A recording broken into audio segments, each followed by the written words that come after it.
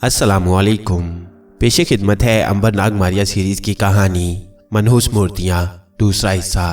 एक हफ्ते बाद नाग वहाँ से आगे रवाना हो गया। उस वक्त अंबर और मारिया लाहौर पहुँच चुके थे। ये बहुत ही पुराना लाहौर था और आजकल जहाँ इचरा है वहाँ आबाद था। इस शहर के राजा ने भी यूनानी फ़ौज का मुकाबला करने की पूरी तैयारी कर रखी थी, मगर बहुत जल्द वहाँ भी ये खबर पहुँच गई कि सिकंदर आज़म की यूनानी फ़ौजों ने जेहलम से आगे बढ़ने से इनकार कर दिया है और अब सिकंदर अपनी फ़ौजों के साथ वापस अपने मुल्क जा रहा है। लोगों ने सुख का सांस लिया, क्योंकि किसी भी ज़माने में आम आदमी जंग को पसंद नहीं करते और यही चाहते हैं कि सब मुल्क आपस में अच्छे हमसायों की तरह पुरअमन तरीके से रहें। अंबर और मारिया ने कदीम तरीन लाहौर यानी लोहपुर में पहुंचते ही सबसे पहले फ़िज़ा में सूंघा। नाक की खुशबू कहीं से भी नहीं आ रही थी। अंबर बोला, नाक की खुशबू इस शहर में भी नहीं है मारिया। मारिया ने कहा, फिर भी हमें इस शहर के सारे बाजारों, गलियों और हवेलियों और राजा के महल में खोज लगानी होगी, क्योंकि कोई पता नहीं कि नाग किसी मुसीबत में फंसा वहां मौजूद हो। अंबर कहने लगा, हवेलियों और किले के अंदर तो तुम्हें जाना होगा। मैं शहर के गली कूचों, बाजारों और बागों में नाग को तलाश करने की कोशिश करूंगा। मारिया ने कहा, रहने के लिए हमें किसी सराय में ही उतरना चाहिए। अंबर बोला, क्यों न इस बार दरिया के किनारे डेरा लगाया जाए। ये दरिया ईरावती भी तो शहर के करीब ही बहता है। आज से 2500 बरस पहले जब लाहौर का नाम लोहपुर था तो दरिया रावी का नाम दरिया ईरावती था और ये आजकल के इछरा के करीब से होकर गुजरता था। वक्त के साथ साथ ये भी अपनी जगह बदलता इस जगह पहुंच गया जहां ये आजकल बह रहा है। मारिया को यह ख्याल पसंद आया और उन्होंने दरिया के किनारे, जहां अमरूद के बहुत दरख्त उगे हुए थे और छोटा सा घाट भी करीब था, एक जगह चुन ली। उस जगह कुछ पुरानी कोठरियां बनी हुई थीं, जिनके दरवाजे गायब थे और खाली पड़ी थीं। ऐसा लगता था कि यहाँ कभी किसी अमीर आदमी ने बाग में रहने के लिए कोठरियां बनवाई होगी, फिर वो यहाँ से चला गया और कोठरियां वीरान हो गईं। अमरूदों के बाग में सफेद सफेद मीठे अमरूद लटक रहे थे, जिन्हें तोते बड़े मजे से आकर खाते थे। उस जमाने में इतनी आबादी और अफरा तफरी नहीं थी, किसी को इतनी नहीं पड़ी थी कि बागों में जाकर अमरूद के दरख्तों को उजाड़ता फिरे। शहर के गली कूचों में अमरूद और दूसरे फलों के ढेर लगे रहते थे और हर शय बेहद सस्ती थी। चुनांचे ये बाग भी वीरान था। कुछ फासले पर दरिया किनारे एक छोटा सा घाट था। सीढ़ियां दरिया तक चली गई थीं। कभी कभी यहाँ दूसरे किनारे से कश्ती आती, मुसाफिर उतरते और दूसरे मुसाफिर बैठकर वापस चल देते। अंबर ने कोठरी को साफ करके अंदर अमरूद के ताज़ा पत्ते तोड़कर उसका बिस्तर बिछाया। बाहर भी अमरूद के दरख्तों तले जमीन साफ करके बैठने के लायक जगह बनाई और मारिया से कहा, मारिया, अब तुम जरा शहर की हवेलियों और राजा के महल में जाकर नाग का खोज लगाओ। मैं यहीं पर तुम्हारा इंतजार करूंगा। अंबर कोठरी के आगे अमरूद के दरख्त के नीचे आकर बैठ गया और मारिया नाग की तलाश में शहर की हवेलियों की तरफ निकल गई। ये हवेलियां पुराने लोहपुर यानी लाहौर के अंदर तंग गलियों में बनी हुई थीं और उनमें राजा के दरबारी और अमीर रईस लोग रहा करते थे। उन हवेलियों के बड़े बड़े लकड़ी के दरवाजे होते थे जो शाम होते ही बंद कर दिए जाते थे। हवेलियों के अंदर राहदारियां, नीम रोशन जीने, सीढ़ियां और बड़े बड़े दालानों वाले कमरे होते थे। सतून बने होते थे जिनके साथ रात को चिराग रोशन कर दिए जाते थे। छतों पर बारादरियां बनी होती थीं, जिनमें अमीर लोगों की लड़कियां और औरतें गर्मियों की शामों को ठंडी हवा लेने आकर बैठ जाती थीं। ये औरतें बंद रेतों और पालकियों में सुबह दरिया पर स्नान करने यानी नहाने के लिए भी जाती थीं। जब किसी अमीर औरत को किसी दूसरे मोहल्ले में जाना होता था तो वो पालकी में बैठकर जाती थी, जिसके चारों पर्दे गिरे होते थे और जिनको नौकरों ने कंधों पर उठाकर रखा होता था। गरीब औरतें बेचारी पैदल ही गली कूचों और बाजारों में चलती थीं और जब उन्हें दरिया पर नहाना होता था तो दूर निकल जाती और वहां किसी जगह किनारे पर घास या झाड़ियों की ओट में बैठकर नहाती थीं। गरीबी और अमीरी का फर्क उस जमाने में भी था, अगरचे खाने को सबको मिल जाता था। मारिया जिस वक्त शहर की नीम रोशन तंग गलियों में आई तो उस वक्त अभी दिन पूरी तरह से नहीं ढला था। बाजारों में दुकानें खुली थीं, बैलगाड़ियों पर सामान लादा जा रहा था। कभी कभी कोई बापर्दा पालकी भी गुजर जाती थी। शहर में कुछ मंदिर भी थे। उन मंदिरों में उस जमाने के रिवाज के मुताबिक भगवान की पूजा होती थी। यहाँ कोई ऐसा मंदिर नहीं था जिनमें सांपों की मूर्तियां रखी हों। सांपों की पूजा हिंदुस्तान के जनूबी शहरों में होती थी। मारिया शहर की गलियों में उड़ती फिर रही थी। अभी हवेलियों के दरवाजे खुले थे। हवेलियों के अंदर दूसरी मंजिलों की खुली खिड़कियों में औरतों की बातें करने और कभी किसी के कहकहे लगाने की आवाज भी आ जाती थी। मारिया को किसी भी हवेली से नाग की खुशबू नहीं आ रही थी। वो एक दो हवेलियों के अंदर भी गई। घूम फिर कर उसने जगह जगह देखा, नाग कहीं नहीं था। हवेलियों में मूर्तियां जरूर ताकों में रखी थी, मगर सांप की मूर्ति कहीं नजर न आई। अब मारिया ने राजा के महल का रुख किया। राजा के महल की बुर्जियां ऊपर को उठी हुई थीं। बहुत बड़ा महल था जिसकी छत पर चारों कोने में सिपाही नेज़े लिए खड़े पहरा दे रहे थे। सूरज गुरूब हो रहा था। महल के अंदर बड़े बड़े सहन थे जिनमें जगह जगह रिथ और घोड़े खड़े थे। एक दालान में पालकियां पड़ी थीं। एक अस्तबल के बाहर आमने सामने 4 हाथी झूल रहे थे। महावत उन्हें चारा खिला रहा था। एक सहन में सिपाहियों का दस्ता क्वायद कर रहा था। राजा के महल की दूसरी मंजिल के कमरों में शमें रोशन हो गई थीं। मारिया ने महसूस किया कि यह घुटा घुटा सा महल था जिसके दरवाजे तंग तंग से थे। महल के अंदर जाते हर दरवाजे पर पहरा लगा था। मारिया को पहरेदारों से इजाजत लेने की जरूरत ही नहीं थी। वह बेधड़क एक दरवाजे में से राजा के महल में दाखिल हो गई। महल के कमरे बड़े सजे हुए थे। दीवारों पर पर्दे लटक रहे थे। लोबान सुलग रहे थे। चांदी की तश्तरियों में अगरबत्तियां सुलग रही थीं। खादमाएं जूड़ों में फूल लगाए बड़ी बड़ी चंगेरों में मोती और गुलाब के फूलों के हार लिए चली जा रही थीं। ये फूल शायद रानियों और राजकुमारियों के लिए थे। बरसात का मौसम था और गर्मी थी, मगर मारिया ने महसूस किया कि इस महल की बनावट ऐसी थी कि कोई कमरा ऐसा नहीं था जिसमें बाहर से ठंडी हवा ना आ रही हो। एक कमरे में मारिया ने महारानी को देखा कि फूलों के गहने पहने पलंग पर बैठी है। कनीजें उसके पाँव को संदल के पानी से धो रही हैं। एक कमरे में कुछ सियांख वाली राजकुमारियां शमा की रोशनी में चौपट किस्म का कोई खेल खेल रही हैं।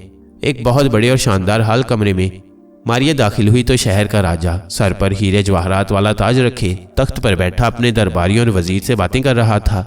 4 हबशी गुलाम नंगी तलवारें लिए उसके पीछे खड़े थे। 2 कनीजें हवा देने के लिए मोरचल यानी मोर के परों से बने हुए बड़े बड़े पंखे हिला रही थीं। ये सारा माहौल मारिया को बड़ा पसंद आया। अचानक मारिया को ख्याल है कि हर राजा के महल में जमीन के नीचे बने हुए कैद खाने भी होते हैं जहां राजा अपने दुश्मनों को डालकर भूल जाते हैं और फिर वो बदनसीब वहीं पड़े पड़े एक रोज मर जाते हैं और उनकी लाशें उसी जगह जमीन खोदकर दबा दी जाती हैं। तारीख में ना जाने ऐसे कितने लोग बादशाहों राजाओं के महलों और किलों के तहखानों में पड़े पड़े मर गए जिनकी हड्डियां आज भी उन किलों और महलों के खंडरों के नीचे दबी हुई होंगी, या शायद अब उनकी हड्डियां भी बाकी नहीं रही होंगी। इस ख्याल के आते ही मारिया शाही महल के दरमियान में बने हुए छोटे से मैदान में आ गई। यहाँ से एक रास्ता नीचे तय खानों की तरफ जाता था। वहां दरवाजा बना था। बाहर सिपाही पहरा दे रहे थे। मारिया दरवाजे से गुजरकर अंदर चली गई। अंदर सुरंग सी बनी थी जिसमें एक जीना जमीन के अंदर उतरता था। मारिया जीना उतरती जमीन के नीचे गहरे तय खानों में आ गई। यहाँ सुरंग में मशालें जल रही थीं। सुरंग के आखिर में आमने सामने कितनी ही तंगो तारीख कोठरियां बनी थीं। मारिया ने देखा कि हर कोठरी में एक नए कैदी मर्द सख्त बेबसी की हालत में नंगी जमीन पर इस हालत में पड़ा था कि उसके बाल बढ़ आए थे, जिस्म की हड्डियां निकल रही थीं और आंखें अंदर को धंसी हुई थीं। उनमें कई मुजरिम भी थे, कातिल और डाकू भी थे और ऐसे बदकिस्मत भी थे कि जिनको राजा ने अपना दुश्मन समझकर या किसी दरबारी की साजिश में आकर कैद में डाल दिया था और अब वो क़यामत तक वहां से बाहर नहीं निकल सकते थे। मारिया ने एक एक कोठरी में झांक कर देखा। उसे नाक की कोई निशानी भी वहां नजर न आई। वह वापस दरवाजे वाले जीने की तरफ जाने लगी तो अचानक उसे हु की आवाज़ सुनाई दी। ये आवाज़ किसी मर्द की थी और बड़ी करीब से आ रही थी। मारिया ने पलटकर इर्द गिर्द देखा। वहां कोई आदमी नहीं था। वह सुरंग वाली सीढ़ियों की तरफ बढ़ी तो वही आवाज़ एक बार फिर सुनाई दी। मारिया के जिस्म की लहरों में एक हल्के से खौफ की लहर भी दौड़ गई। इस किस्म की आवाज़ उसने पहले कभी नहीं सुनी थी। यह आवाज़ डरावनी भी नहीं थी, मुर्दा आवाज़ भी नहीं थी। इसमें एक ठंडा इज़्तिराब और यह कर देने वाला तजस्सुस था, जैसे कोई गैबी आदमी आपके करीब आकर आपके कान में सरगोशी करके आपके मुंह पर हाथ फेरने की कोशिश कर रहा हो। मारिया को यही महसूस हुआ कि जैसे ये एक ऐसे मर्द की आवाज़ है जो उसे पकड़ने या उसके बाजू को अपने हाथ में लेने की कोशिश कर रहा है। मारिया ने अपने मुंह से कोई आवाज़ न निकाली कि कहीं ऐसा ना हो कि उसके मुंह से आवाज़ निकलने पर यह पुरस्रार शायद उसके साथ ही चिमट जाए। वो सीढ़ियाँ चढ़कर किले से बाहर सेहन में निकल आई, फिर फिजा में उछलकर बुलंद हुई और राजा के महल के ऊपर से उड़ती हुई वापस दरिया किनारे वाले बाग की तरफ चली जहां अंबर उसका इंतजार कर रहा था। मारिया राजा के महल से अभी थोड़ी दूर ही गई थी कि वही पुरस्रार मर्द की उसे फिर आवाज सुनाई दी, हु। मारिया का शुआं वाला जिस्म जैसे झुंझुना उठा। वो एकदम से उछलकर फिजा में 2 फुट बुलंद हो गई। ये आवाज तो मेरे साथ साथ चल रही है। अब उसने बुलंद आवाज में पुकार कर पूछा, कौन हो तुम? किसी का जवाब ना आया। मारिया ने एक बार फिर डांट कर पूछा, बोलते क्यों नहीं? कौन हो तुम? जानते नहीं हो मैं कौन हूं? इस बार भी किसी ने जवाब ना दिया। मारिया के इर्द गिर्द गहरी खामोशी थी। वो आहिस्ता आहिस्ता फिजा में तैरती हुई आगे चली जा रही थी। उसे ख्याल आया कि शायद ये महज उसका वहम था। वो उड़ती उड़ती दरिया किनारे अमरूद के बाग में उतर गई। अंबर कोठरी के बाहर अमरूद के दरख्त के नीचे घास पर चुपचाप बैठा किसी गहरी सोच में गुम था। मारिया की खुशबू महसूस करते ही बोला, क्यों मारिया, नाक का कुछ सुराग मिला? मारिया कहने ही लगी थी कि नाक का तो कुछ पता नहीं चला, लेकिन एक बला मेरे पीछे जरूर लग गई है। मगर वो इस मामले में खामोश रही, क्योंकि वो अब इस तरह सोचने लगी थी कि हो सकता है उसे कोई आवाज़ ना आई हो और ये महज उसका वहम हो। उसने मुस्कुराते हुए कहा, अंबर भैया, वो नाग ही क्या कि जिसका कुछ पता चल जाए। बस मेरा ख्याल है कि कल हमें यहाँ से किसी दूसरे शहर की तरफ कूच कर जाना चाहिए। अचानक वही गैबी आवाज आई, तुम नहीं जाओगी। मारिया तो उछलकर परे हट गई। उसके मुंह से घबराहट में अपने आप निकल गया, अंबर, तुमने ये आवाज सुनी? अंबर ने किसी कदर हैरानी से पूछा, कौन सी आवाज मारिया? मैंने तो तुम्हारे सिवा किसी की आवाज नहीं सुनी। मारिया का जिस्म ये मालूम करके सुन हो गया कि उस पुरस्रार आवाज को सिवाय उसके कोई दूसरा नहीं सुन सकता था। इसका मतलब था कि ये कोई बड़ी ही ताकतवर बला है जो उसके पीछे लग गई है। उसने अंबर के करीब आकर कहा, अंबर, किसी मर्द की रोंगटे खड़े कर देने वाली आवाज मेरा पीछा कर रही है। अंबर ने हैरत से पूछा, कौन सी आवाज मारिया, ये तुम क्या कह रही हो? इसके बाद मारिया अंबर के साथ बिल्कुल साथ लगकर बैठ गई और उसे सरगोशी में सारा माजरा सुनाया कि किस तरह एक मर्द की आवाज हू करती उसका पीछा कर रही है। और अभी अभी जब उसने कहा था कि चलो इस शहर से कूच कर जाएं, तो उस आवाज ने कहा था, हू तुम नहीं जाओगी। अंबर को अगर मारिया नजर आ रही होती तो वो जरूर एक हमदर्द भाई की तरह उसका सर हाथों में थामकर अपने साथ लगा लेता। मगर मारिया उसे नजर नहीं आती थी। मगर उसे अभी तक यकीन नहीं आ रहा था कि कोई डरावनी आवाज मारिया के पीछे पीछे लगी हुई है। एक ऐसी आवाज जो सिर्फ मारिया को ही सुनाई देती है और कोई दूसरा शख्स, खास तौर पर अंबर भी उसे नहीं सुन सकता था। अंबर ने मारिया से पूछा, मारिया, पहली बार ये आवाज तुमने कहाँ सुनी थी? मारिया आहिस्ता से बोली, जब मैं राजा के किले के तहखाने में नाग की तलाश में गई तो वहां से वापस पलटते हुए मुझे ये आवाज हू करती सुनाई दी। मैं इसे वहम समझी, मगर तहखाने की सीढ़ियां चढ़ते ये आवाज फिर सुनाई दी। फिजा में उड़ते हुए भी एक बार फिर यही आवाज आई और अब तुम्हारे सामने इस आवाज ने मुझे कहा कि तुम नहीं जाओगी। अंबर ने कहा, हो सकता है तुम्हारे कानों में फिजा में फैली हुई कुछ आवाज़ों में से एक आवाज़ आई हो, क्योंकि फिजा में मुख्तलिफ ज़माने की आवाज़ें तैरती रहती हैं। मुमकिन है तुम्हारे जिस्म की शुआओं का किसी आवाज़ के सिग्नल से टकराव हो गया हो। मारिया बोली, लेकिन ऐसा पहले कभी नहीं हुआ अंबर कहने लगा, अगर पहले ऐसा नहीं हुआ तो इसका मतलब ये नहीं कि ऐसा अब नहीं हो सकता। मारिया का दिल इस दलील को नहीं मानता था, क्योंकि उसने साफ साफ किसी मर्द की आवाज़ सुनी थी। बहरहाल उसने अंबर को कोई जवाब ना दिया और खामोश होकर बैठ गई। अगरचे वो गर्मी सर्दी से बेनियाज थे, मगर फिर भी वो कोठरी के बाहर अमरूद के दरख्तों के नीचे बैठे रात गए तक नाग, थ्यूसोंग और केटी के बारे में बातें करते रहे। दरख्तों में सफ़ेद सफ़ेद अमरूद धुंधले धुंधले नजर आ रहे थे। उनकी मीठी मीठी खुशबू सारे बाग में फैली हुई थी। बाग की दूसरी तरफ दरिया इरावती यानी आज का दरिया रावी खामोशी से बह रहा था। घाट सुनसान था। एक कश्ती किनारे के साथ बंधी दरिया की लहरों पर धीरे धीरे डोल रही थी। मारिया के कान अभी तक उस आवाज पर लगे थे जो उसने 3 बार सुनी थी। उसे यूं महसूस हो रहा था कि यह आवाज किसी भी वक्त उसे फिर सुनाई दे सकती है। अंबर ने कहा, मेरा ख्याल है हमें दिन निकलते ही यहाँ से चले जाना चाहिए। तुम्हारी राय में हमें किधर का रुख करना चाहिए? मारिया बोली, जुनूबी हिंदुस्तान के नीचे लंका यानी संगलदीप का मुल्क है। वहाँ केटी और थ्यूसोंग पहले ही से गए हुए हैं, इसलिए हमें मुल्क बंगाल की तरफ चलना चाहिए। ये कहकर मारिया ने कान लगा दिए। उसे यकीन था कि वही पुरस्रार आवाज उसे फिर कहेगी, तुम कहीं नहीं जाओगी। मगर इस बार कोई आवाज न आई। मारिया ने सुख का सांस लिया। अंबर ने कहा, तुम्हारी तजवीज़ मुझे पसंद है। हमारा मुल्क बंगाल की तरफ जाना ही मुनासिब रहेगा, क्योंकि नीचे जुनूब की तरफ तो केटी और थ्यूसोंग पहले ही से मौजूद हैं। मारिया ने अंबर के कान में सरगोशी की। अंबर, वो आवाज अब सुनाई नहीं दी। अंबर ने कहा, अब कभी सुनाई नहीं देगी मारिया। मैं अब भी यही कहूंगा कि ये तुम्हारा वहम था। अचानक वही पुरस्रार मर्द की आवाज फिर रात की खामोशी में उभरी, हू तुम नहीं जाओगी। मारिया डरकर अंबर के पीछे हो गई। अंबर को मारिया की खुशबू बिल्कुल करीब महसूस हुई। मारिया ने चिल्लाकर कहा, कौन हो तुम? सामने क्यों नहीं आते? अंबर ने चौंक कर कहा, ये किससे बात कर रही हो मारिया? मारिया ने कहा। वही आवाज फिर आई थी, अंबर, मुझे ये बुज़दिल इंसान धमकी दे रहा है कि मैं कहीं नहीं जा सकूंगी। कहने को तो मारिया बड़ी दलेरी से ये सब कुछ कह रही थी, मगर उस पुरस्रार आवाज में कोई ऐसी बात थी कि मारिया का दिल अंदर से बेहद डर गया था। उस आवाज के सुनते ही मारिया के जिस्म की शुआएं दहशत से झुंझुना उठती थीं। अंबर ने भी बुलंद आवाज और गुसीले लहजे में कहा, कौन हो तुम? अगर बहादुर मर्द हो तो सामने आकर बात करो। एक बात अच्छी तरह समझ लो कि तुम मारिया का कुछ नहीं बिगाड़ सकोगे, मैं उसके साथ हूँ। किसी आवाज ने अंबर को जवाब ना दिया। बाग में रात का सन्नाटा उसी तरह गहरा होता चला गया। अंबर ने मारिया से कहा, मारिया तुम्हें परेशान होने की जरूरत नहीं। अगर ये वाकई कोई बदरू या भूत वगैरह है तो मैं इसको ऐसा सबक सिखाऊंगा कि सारी उम्र फिर तुम्हारे करीब आने का नाम नहीं लेगा। मारिया अंदर से सहमी हुई थी, मगर ऊपर से बड़े हौसले के साथ बोली, मैं भी तो इसे नहीं डरती अंबर, ये मुझे कैसे डराएगा, मैं इससे निमट लूंगी। रात गुजर गई। दूसरे रोज उन्होंने लोहपुर यानी लाहौर से मशरिक की तरफ मुल्क बंगाल जाने का प्रोग्राम बनाया। अंबर ने दरिया पर जाकर गुस्ल किया, दूसरे कपड़े बदले जो उसने लाहौर ही में खरीदे थे। मारिया उतनी देर दरिया के घाट पर इधर उधर टहलती रही। अभी दिन की रोशनी पूरी तरह से नहीं फैली थी। शहर की तरफ से औरतें और मर्द दरिया पर नहाने के लिए चले आ रहे थे। मारिया ने देखा कि अंबर कपड़े पहनकर चला रहा है। मारिया उसके करीब आकर बोली, हम दरिया के साथ साथ ही चलें तो बेहतर होगा। अंबर ने इस ख्याल को पसंद किया। वो घोड़े पर सवार होकर दरिया के साथ साथ मशरिक की तरफ चल पड़ा। मारिया उसके साथ साथ फिजा में चल रही थी। मारिया के दिल में एक खौफ बैठा हुआ था कि कहीं पुलिसरार मर्द जिसने उसे धमकी दी थी उस पर कोई वार न कर दे, क्योंकि पुलिसरार आवाज ने उसे साफ कह दिया था कि वो यहाँ से नहीं जा सकेगी। वो फिजा में उड़ते हुए चारों तरफ देखती भी जा रही थी। अभी तक ना तो उसे वो आवाज सुनाई दी थी और ना किसी ने उस पर कोई वार किया था। चलते चलते वो शहर से दूर निकल आई।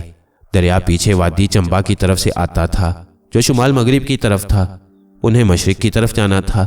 चुनाचे अंबर ने एक जगह पहुंचकर दरिया को छोड़ दिया और जुनूब मशरिक की तरफ खेतों के बीच में चलने लगा। वो मारिया से बातें भी करता जा रहा था। मारिया के कान उसी पुलिसरार रोंगटे खड़े कर देने वाली आवाज पर लगे थे, मगर अभी तक वह आवाज दोबारा सुनाई नहीं दी थी। अब सूरज काफी ऊपर आ गया था, खेत खत्म हो गए थे और जंगल शुरू हो गया था।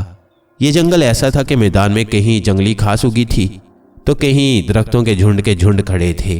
कोई बाकायदा सड़क नहीं बनी थी। अंबर का घोड़ा जंगली झाड़ियों के दरमियान से गुजर रहा था। मारिया थोड़ी देर बाद अंबर से कोई ना कोई बात कर लेती थी। चलते चलते वो बहुत दूर निकल आए। गर्मी और हबस की वजह से अंबर ने महसूस किया कि घोड़े को प्यास लगी है। उसने मारिया से कहा कि वो जरा आगे जाकर देखे कि कोई तालाब वगैरह है कि घोड़े को पानी पिलाया जा सके।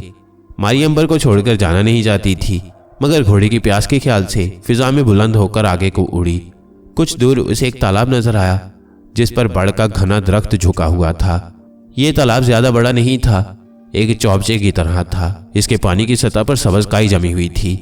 मारिया ने देखा कि पानी के अंदर से एक छोटे से मगरमच्छ ने अपनी थोथनी बाहर निकाली, मुंह खोला और फिर पानी के अंदर चला गया। घोड़े को प्यास लगी थी। आसपास कहीं दूसरा तालाब नहीं था। मारिया ने सोचा कि अगर इस तरह घोड़े ने तालाब में मुंह डालकर पानी पिया तो ये मगरमच्छ उसे पकड़कर अंदर खींच लेगा। इसलिए बेहतर है कि वो पानी के अंदर जाकर इस मगरमच्छ को निकालकर बाहर फेंक दे ताकि घोड़ा बेफिक्र होकर पानी पी सके। ये सोचकर मारिया तालाब के पानी में उतर गई। पानी में उतरने के बाद उसने देखा कि पानी अंदर से गदला नहीं था। उसे मगरमच्छ कहीं दिखाई ना दिया। बड़ी हैरानी हुई कि या खुदा, वो मगरमच्छ कहाँ गायब हो गया जिसने अभी अभी पानी से बाहर अपनी थोथनी निकाली थी। तालाब इतना बड़ा भी नहीं था। मारिया ने तहखाने में भी देखा, यहाँ कोई खो या गार नहीं था।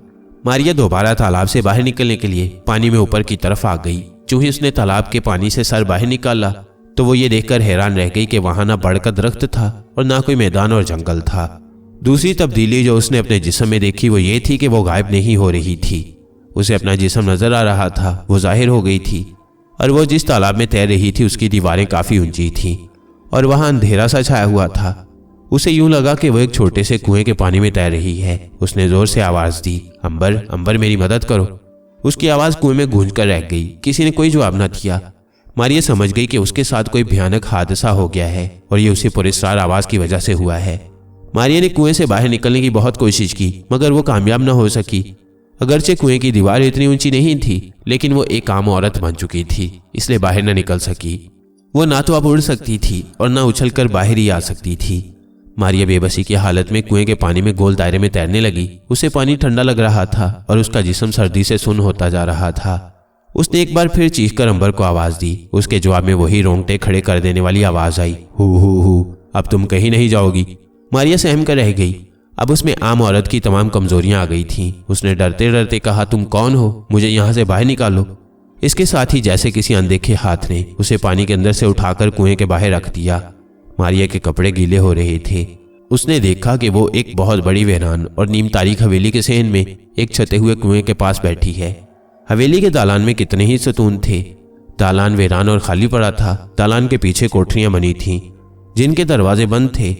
उसे वही आवाज फिर आई, हु दूसरी मंजिल में आ जाओ। मारिया कुछ देर उसी जगह सहमी हुई बैठी रही। इस आसेबी हवेली की दूसरी मंजिल में जाने का उसे हौसला नहीं हो रहा था, लेकिन वो कुएं के पानी की वजह से सर्दी में ठिठर रही थी।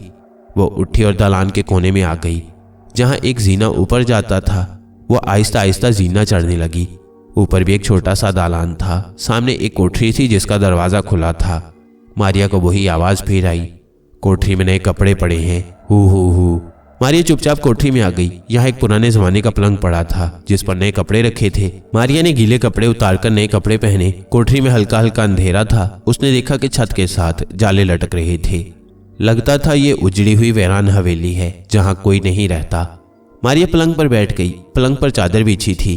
मारिया को बार बार अंबर का ख्याल आ रहा था कि जब वो उसे तालाब पर नहीं देखेगा तो किस कदर परेशान नहीं होगा, मगर वो खुद मजबूर थी और पूरी सार आवाज के कब्जे में आ चुकी थी।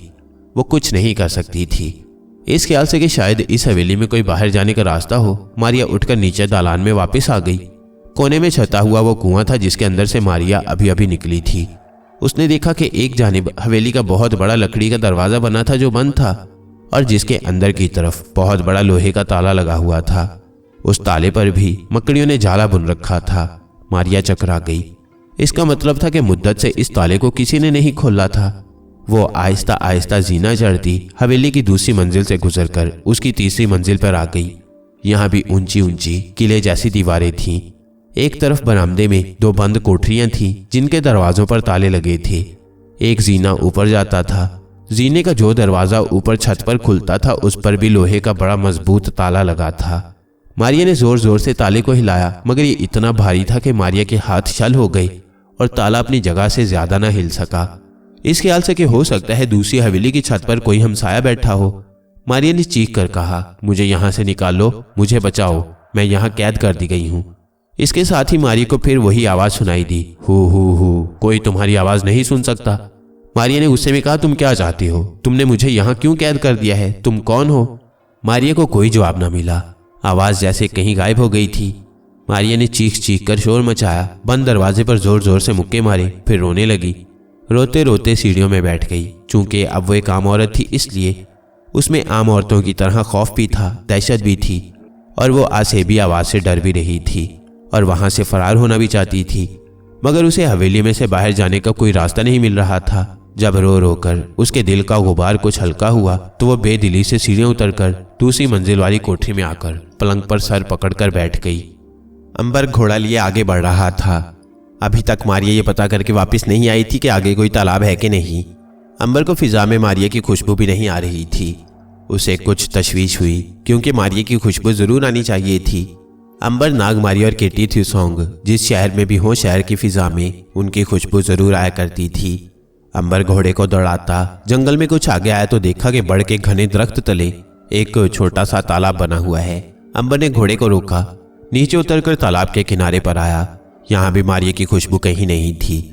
तालाब की सतह पर सब्ज काई जमी हुई थी। अब किसी मगरमच्छ ने तालाब की सतह से अपनी थोथनी बाहर न निकाली। तालाब की सतह बिल्कुल साकिन थी। धूप निकली हुई थी। चारों तरफ गहरा सन्नाटा था। अंबर ने मारिया को आवाज दी, कोई जवाब न आया। उसने एक बार फिर उसे बुलंद आवाज में पुकारा कि अगर वो किसी मुश्किल में गिरफ्तार हो गई है तो शायद किसी न किसी तरह जवाब देने की कोशिश करे, लेकिन इस बार भी जवाब में गहरी खामोशी और सन्नाटा छाया रहा। मारिया की तरफ से कोई जवाब न आया। अब अंबर परेशान हो गया। उसे ख्याल आया कि जरूर उस पुरस्रार आवाज ने कोई तिलिस्म किया है जिसने मारिया से कहा था कि वो यहाँ से वापस नहीं जाएगी।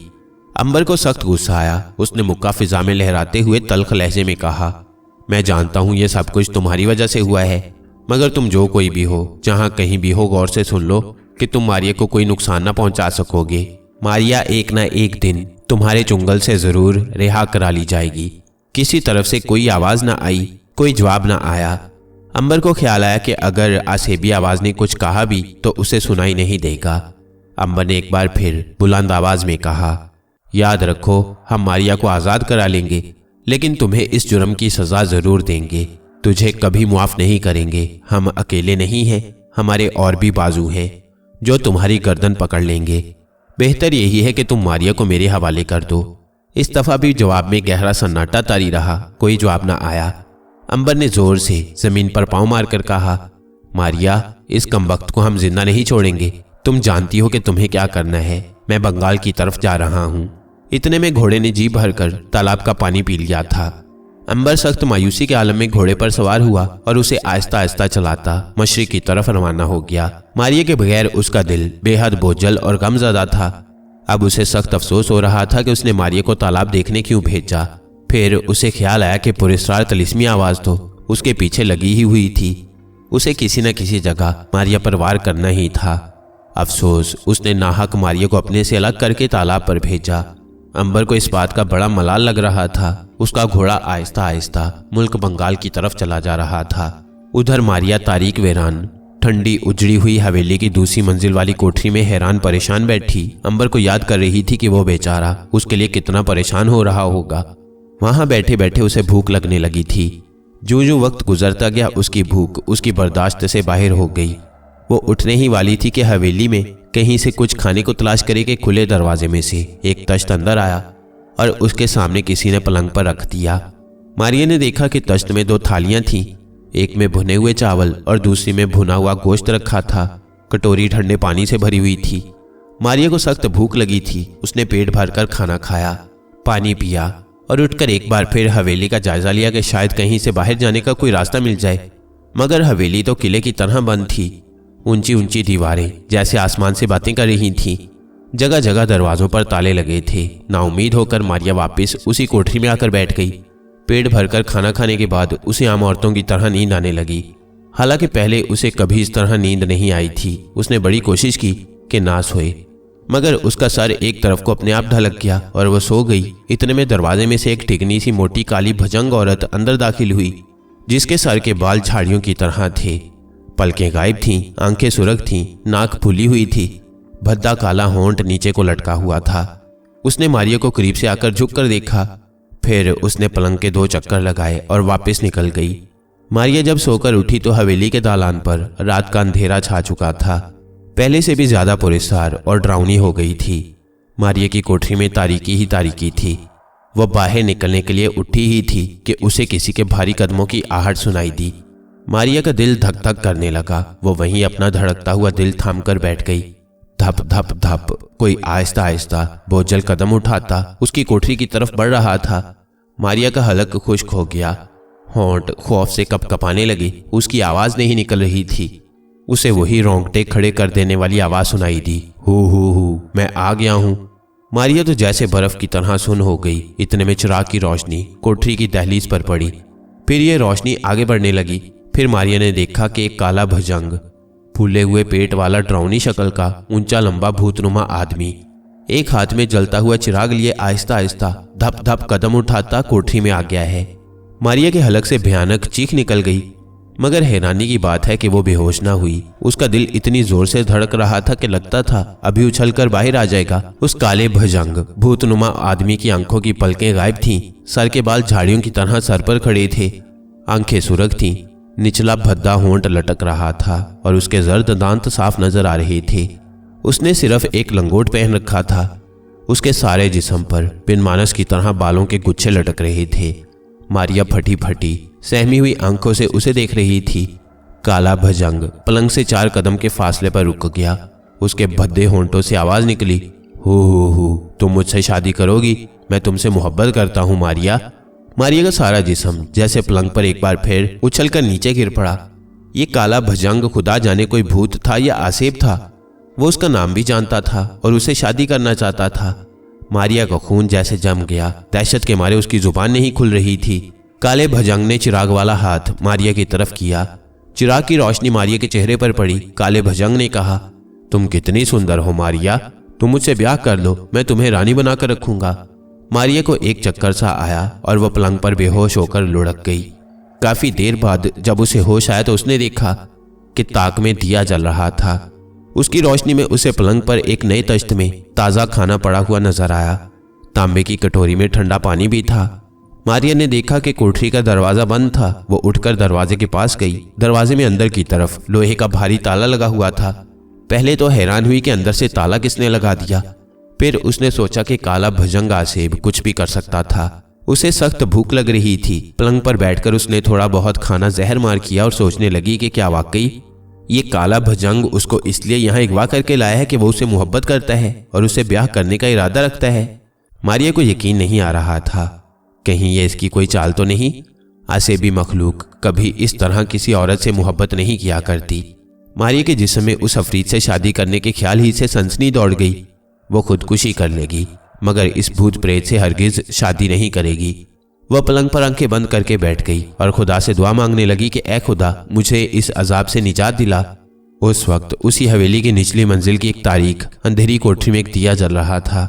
कोठरी में वही काला भुजंग डरावना भूतनुमा आसेब फर्श पर बिल्कुल सीधा खड़ा था। उसके सामने वही काली भुजंग ठिगनी मोटी औरत खड़ी थी जो मारिया को उसकी कोठरी में देखने आई थी।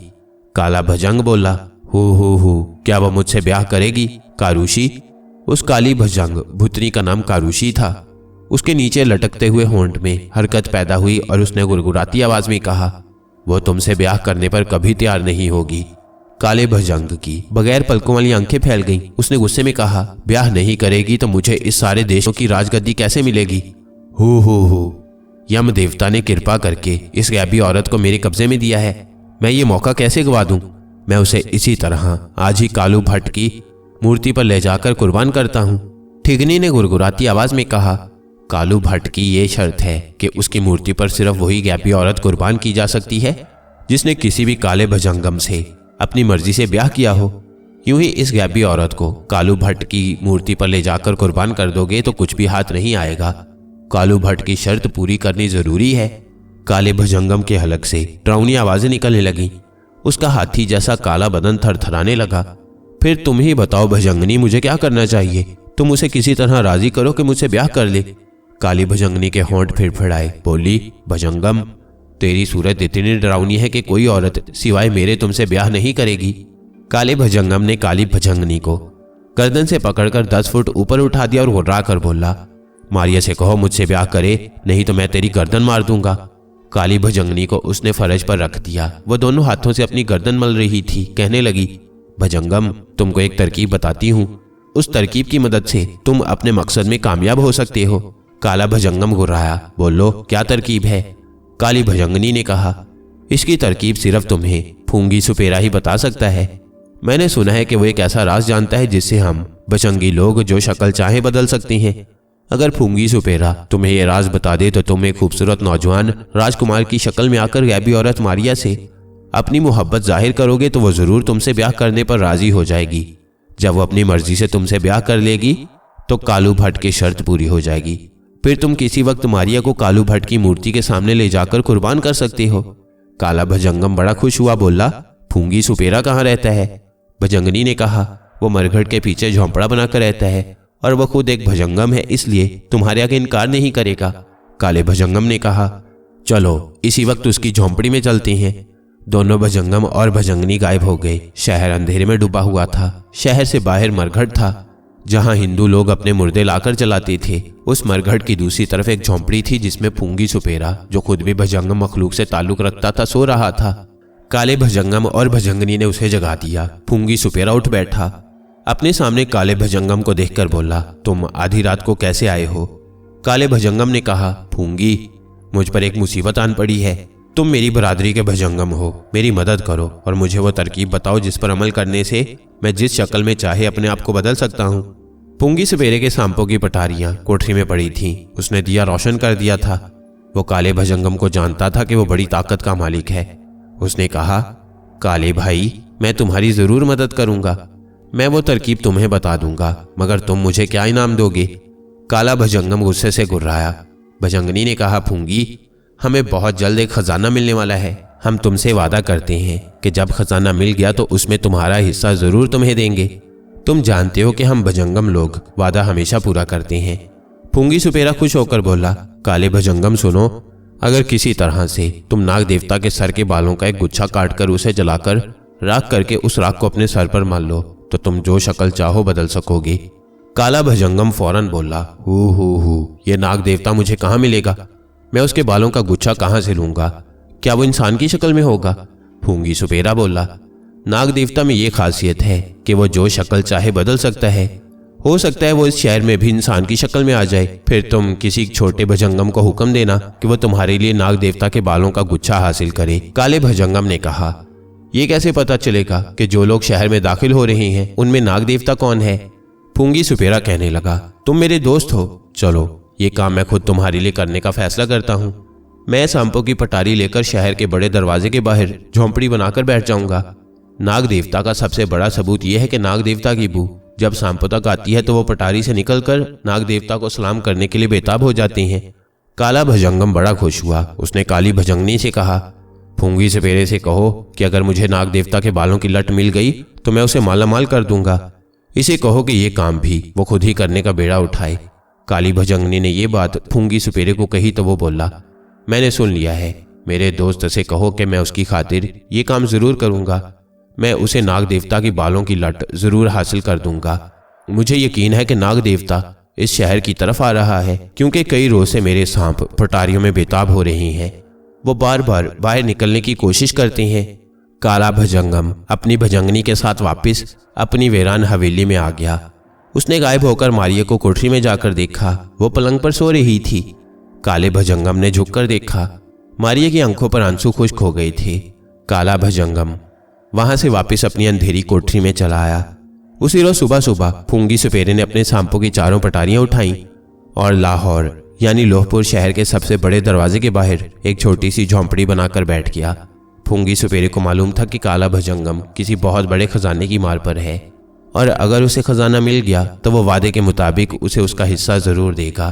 फूंगी अगरचे सुपेरा था मगर उसे आज तक कोई खजाना हाथ नहीं आया था। उस वक्त नाग दरिया चनाब को कश्ती में पार करके शहर लाहौर की तरफ बढ़ रहा था। वह जानबूझकर इंसानी शक्ल में सफर कर रहा था ताकि इलाके और वहां के लोगों को जी भरकर करीब से देख सके। शहर लाहौर का एक ही दरवाजा था जहां बाहर से आने वाले मुसाफिर दाखिल होते थे। सुबह सुबह फूंगी सुपेरा अपनी पटारियों को झोंपड़ी के बाहर लेकर बैठ जाता। कभी मुसाफिरों को देखता जो शहर के दरवाजे में दाखिल हो रहे होते और कभी पटारियों पर हाथ रखकर महसूस करता कि अंदर सांप शोर तो नहीं मचा रहे।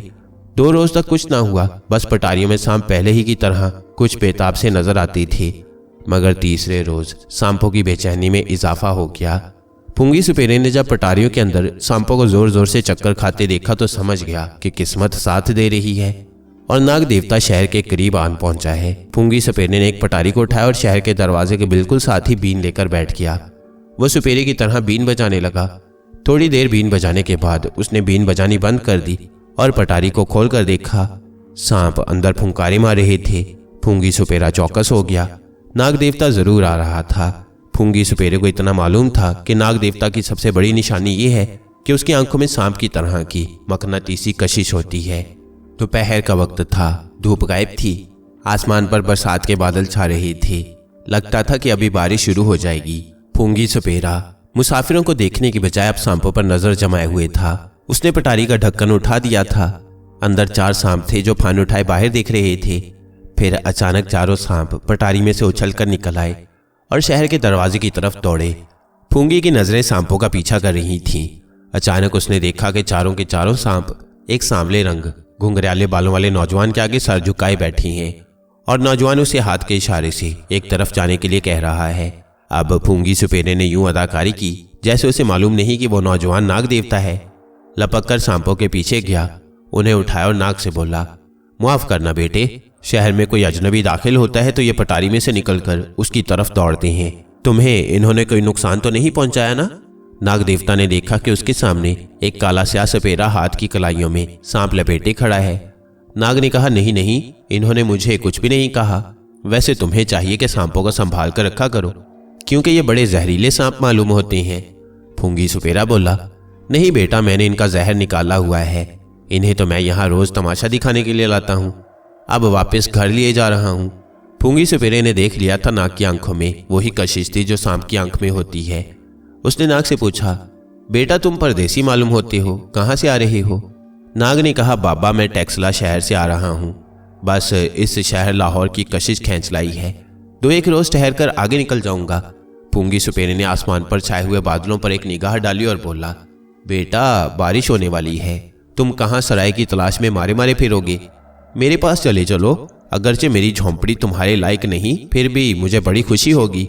नाग जल्दी से बोला, अरे नहीं बाबा, ऐसी बातें ना करो, मैं खुद बड़ा गरीब आदमी हूँ। चलिए मैं आपकी झोंपड़ी ही में चले चलता हूँ। पूंगी सुपेरे को और क्या चाहिए था, जल्दी से सांपों की पटारी संभाली और नाग को लेकर अपनी झोंपड़ी की तरफ रवाना हो गया।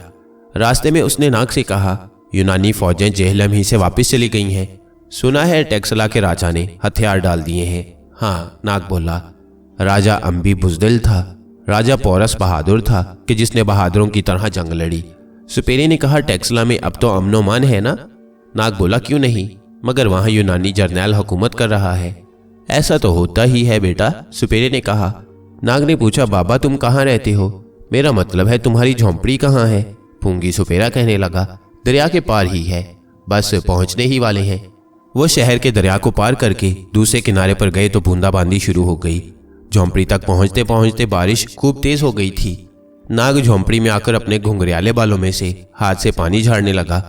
काले सिया पूंगी सुपेरे ने नाग के बालों की तरफ एक निगाह डाली और दिल में खुश हुआ कि वो इन बालों का एक गुच्छा काटने में कामयाब होने ही वाला है। उसे यकीन नहीं था कि इतनी जल्दी नाग देवता उसके हाथ लग जाएगा। ये उसकी बहुत बड़ी खुशकिस्मती थी। नाग झोंपड़ी में एक तरफ चटाई पर बैठ गया। पटारियों में सांपों का बुरा हाल हो रहा था। वो बेचैन होकर पटारियों से बाहर निकलने की जिद्दोजहद कर रहे थे। पूंगी सुपेरा घबरा रहा था, कहने लगा, असल में ये सांप किसी अजनबी की मौजूदगी की वजह से बेचैन हो जाते हैं और कोई बात नहीं है बेटा, तुम घबराना नहीं, ये तुम्हें कुछ नहीं कहेंगे। नाग दिल में हंसने लगा कि अहमक को ये मालूम ही नहीं कि इतना बड़ा नाग देवता उसकी झोंपड़ी में बैठा है जो सांपों का देवता है। फिर कहने लगा, बाबा फिक्र ना करो, थोड़ी देर में आराम से बैठ जाएंगे, मेरे आदी हो जाएंगे। इसके साथ ही नाग ने सांपों की जुबान में सांपों से कहा कि वो शोर न मचाएं और आराम से पटारियों में बैठे रहें। इस हुक्म के साथ ही सांप एकदम से चुप हो गए। किसी पटारी से किसी सांप के सिसकारने की आवाज नहीं आ रही थी। इस खामोशी को देखकर पूंगी सुपेरा फौरन समझ गया कि नाग देवता ने सांपों को चुप रहने का हुक्म दिया है। सुपेरे ने नाग से पूछा, बेटा तुमने अपना नाम अभी तक नहीं बताया। नाग ने गर्दन खुजाते हुए कहा, मेरा नाम गयादास है। फिर झोंपड़ी के बाहर देखकर बोला, बारिश तेज हो गई है बाबा। सुपेरे ने कहा, घबराओ नहीं बेटा गयादास, मेरी झोंपड़ी की छत बड़ी पक्की है, कितनी ही बारिश क्यों ना हो कभी नहीं टपकती। जरा बारिश थमती है तो मैं तुम्हारे लिए कुछ खाने को लाता हूँ। नाग ने झट कहा, नहीं नहीं बाबा, मुझे भूख नहीं है। पूंगी सुपेरा जानता था कि नाग देवता भूख प्यास से बेनियाज होता है। नाग जल्दी से बोला, मेरा मतलब है जब भूख लगेगी तो मैं खुद बाजार से जाकर कुछ खरीद लाऊंगा। पूंगी सुपेरा भला नाग देवता को अपनी आंखों से कैसे ओझल कर सकता था। कहने लगा, तो फिर हम इकट्ठे ही बाजार चलेंगे, तुम अपनी पसंद की रोटियां और मछली ले लेना। मैं तो मछली बड़े शौक से खाता हूँ, तुम क्या चीज शौक से खाते हो दास बेटा? नाग बोला, हाँ हाँ बाबा, मैं भी मछली बड़े शौक से खाता हूँ। इस दौरान नाग ने कई बार फिजा को सूंघकर मारिया, अंबर, केटी और थ्यूसोंग की खुशबू लेने की कोशिश की थी, लेकिन उसे उनमें से किसी की भी खुशबू नहीं आई थी। इसकी वजह वो आसेबी हवेली थी जिसमें काले भजंगम ने मारिया को बंद कर रखा था। उसने हवेली की चार दीवारी के साथ अंदर की जानिब काले उल्लुओं की चर्बी सुखाकर बखेर रखी थी। आसेबी मखलूक जहां रहती है वहां उल्लुओं की सूखी चर्बी का सफूफ जरूर छिड़क देती है, क्योंकि इस चर्बी की बू से उन्हें सांस लेने में बड़ी आसानी होती है। ये चर्बी ऐसी होती है कि इसकी कोई तेज और खास बू नहीं होती, इसे सिर्फ भजंगम मखलूक ही इस्तेमाल कर सकती है। लेकिन इसका फिजा पर असर ये होता है कि वहां हवेली में ना तो बाहर की कोई खुशबू आती है, ना ही अंदर की कोई बू बाहर जाती है। यही वजह है कि मारिया एक आम लड़की की हैसियत से हवेली में मौजूद थी, मगर नाग को शहर में उसकी बू नहीं आ रही थी। हालांकि आम हालात में अगर मारिया शहर के किसी भी मकान में होती तो नाग को उसके और मारिया को नाग की फौरन खुशबू आ जाती। पूंगी सुपेरे को अंदर से बड़ी बेचैनी लगी थी। उसे हर घड़ी यही धड़का लगा था कि कहीं नाग देवता उसके हाथ से निकल ना जाए।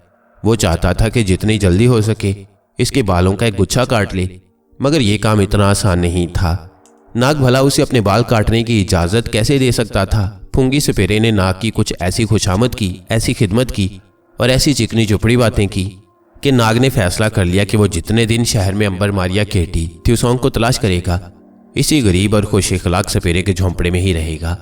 जब जरा बारिश रुकी तो पूंगी सुपेरा नाग को झोंपड़े में रहने की दरख्वास्त करके शहर में उसके और अपने लिए खाना लेने चला गया। वो सीधा काले भुजंगम की वीरान हवेली में आ गया। हवेली के बाहर मुद्दतों से ताला लगा हुआ था। फूंगी सपेरा चूंकि खुद भुजंगम कबीले से था, इसलिए गायब होकर अंदर चला गया और काले और उसकी मोटी भद्दी भुजंगनी बीवी को खुशखबरी सुनाई कि वो नाग देवता को घेर कर अपने झोंपड़े में ले आया है। काला भुजंगम खुशी से गुर्राया, हु, जल्दी बालों का गुच्छा काट कर लाओ। फूंगी सपेरे ने कहा, यह काम इतना आसान नहीं है, उसे जरा सा भी शक पड़ गया तो मुझे भस्म करके रख देगा। तुम नाग देवता की ताकत से वाकिफ नहीं हो काले भाई। भुजंगम गुर्राया, हु, कितनी देर लगाओगे तुम? भुजंगनी बोली, आज रात जब वो सो जाए तो उसके बालों की लट काट लेना। फूंगी सपेरे ने कहा, वो कोशिश करेगा, मगर तुम अपना वादा याद रखना, मुझे खजाने में से आधा हिस्सा देना मत भूलना। काले भुजंगम ने चीख कर कहा, मुझे याद है, नाग देवता के बालों की लट काट कर लाओ। फूंगी सपेरा फौरन गायब होकर पुरानी वीरान हवेली से बाहर आ गया। बाजार में से उसने खाने पीने की कुछ चीजें खरीदी और जल्दी जल्दी चलता अपनी झोंपड़ी में वापस आया। बारिश अब रुक गई थी। उसे खतरा था कि कहीं नाग देवता चला न गया हो, मगर नाग झोंपड़ी में आराम से लेटा हुआ था। फूंगी सपेरा बड़ा खुश हुआ। उसने फौरन चंगेर में खाना रखकर नाग को पेश किया। नाग को जरूरत नहीं थी, मगर वो फूंगी सपेरे के इखलाक और खिदमत से इतना खुश हुआ था कि खाना खाने लगा। फूंगी सपेरा उसे गौर से देख रहा था। फूंगी सपेरा जानता था कि नाग देवता को कभी नींद नहीं आती। उसे जागते में नाग देवता के बालों की एक लट काटनी थी, जो बड़ा मुश्किल काम था, लेकिन आदमी बड़ा अय्यार और तजुर्बाकार था। रात को उसने देखा कि नाग देवता जाग रहा था। अगरचे वह चटाई पर लेटा था, मगर फूंगी सपेरे को मालूम था कि वो जाग रहा है, और अगर उसने उसके बालों को जरा हाथ लगाया तो उसे शक पड़ जाएगा और उसका भांडा फूट जाएगा। उसके जहन में एक तरकीब आई। सुबह हुई तो फूंगी सपेरे ने नाग से कहा कि वो गुस्ल कर ले। नाग ने भी सोचा कि नहा लेना चाहिए, आगे सफर पर भी जाना है। फूंगी सपेरे के पास एक ऐसी बूटी थी कि अगर उसे आदमी के सर के बालों में लगा दिया जाए तो उसे एकदम से ऐसी खारिश शुरू हो जाती है, जो उस वक्त तक खत्म नहीं होती कि जब तक आदमी के सर के बाल न उतार दिए जाएं। फूंगी सपेरे ने नाग की आंख बचाकर पानी की मटकी में बूटी मिला दी। नाग ने नहाने के बाद सर में खारिश महसूस की। ये खारिश इतनी ज्यादा हो गई कि वो परेशान हो गया।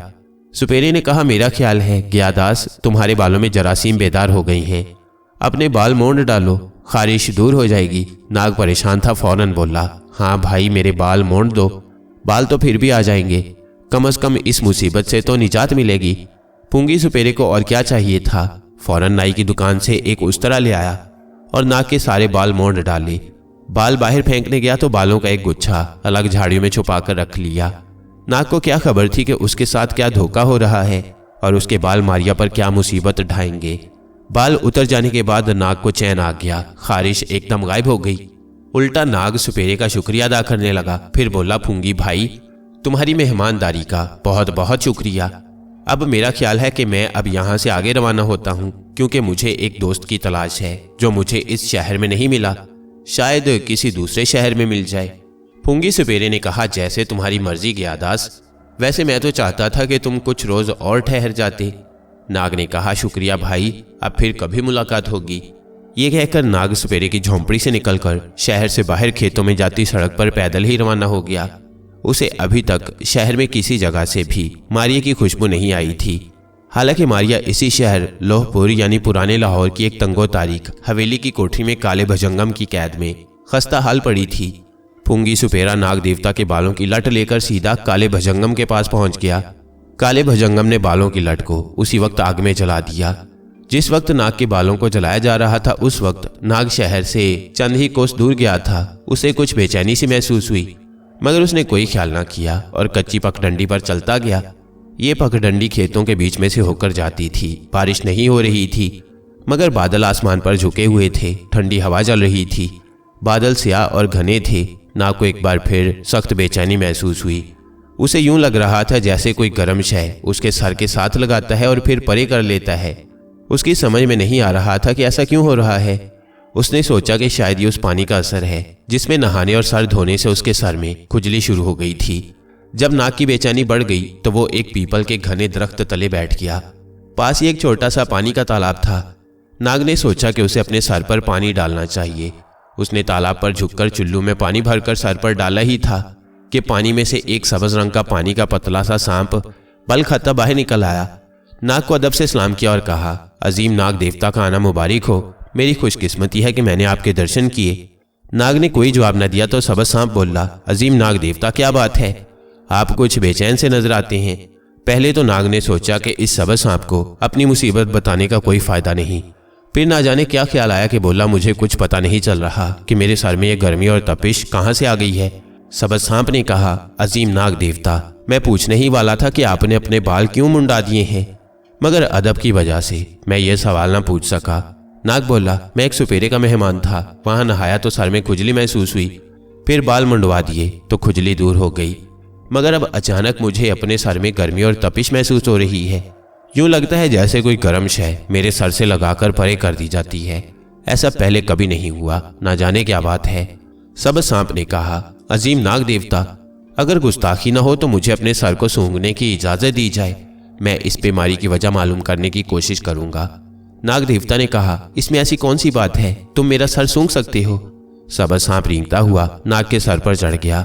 उसने 3 बार अपना मुंह नाग की मुंडी हुई टिंड के साथ लगाया, फिर नीचे उतरकर कुंडली मारकर अदब से सामने बैठ गया और बोला, अजीम नाग देवता, आपके सर के बाल कहीं आग में जलाए जा रहे हैं। नाग तो एकदम से चौंक पड़ा, उसके बालों को जलाने की किसी को क्या जरूरत है भला।